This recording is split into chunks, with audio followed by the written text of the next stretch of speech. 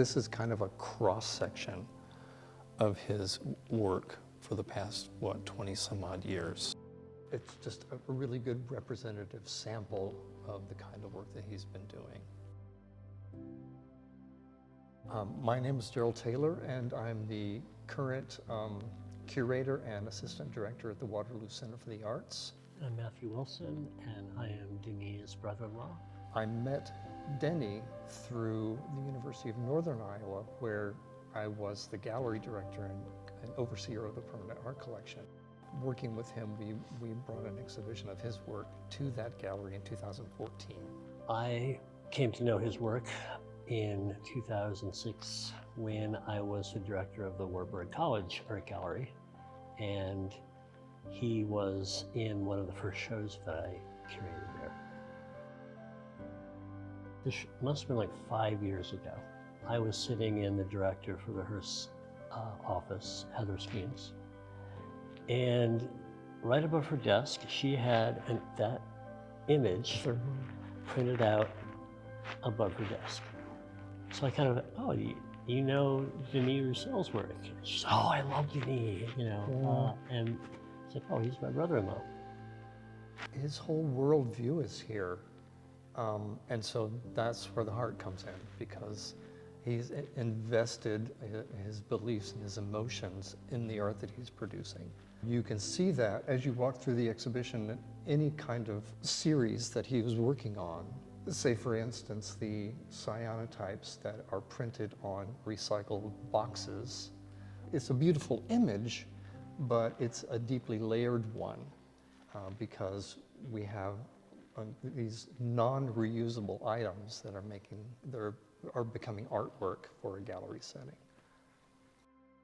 He started working with what was around him, things that he had access to, things like, compost and his recycling and, anything that was close to him, that was something that he could work with. Yes. But he really was taking whatever he could find and trying to make something visually interesting that inspired him and hopefully others.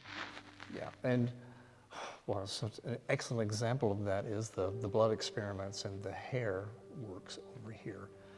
I mean, this is not the kind of thing that you normally find in photography. This is the kind of work that you find in body art and conceptual art from the 1970s. They're producing artworks in time. That's kind of counter to what people think about in photography. You're capturing a moment in time. But Denis had found a way to make his work speak to time. Not just a moment, but moments in time. If you look at a lot of the earliest photographers, they were also scientists who were trying to figure out how to, imprint an image on some kind of physical medium. And I think that fascinated him, and that's what kind of initially drew him into photography.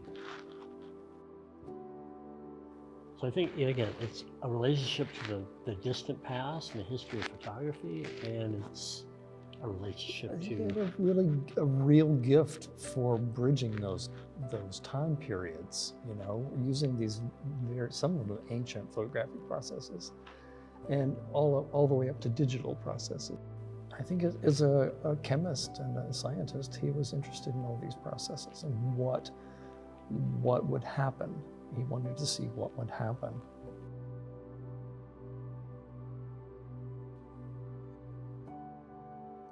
Most people think of art as being sort of timeless. Sculptures and paintings are there and they last forever.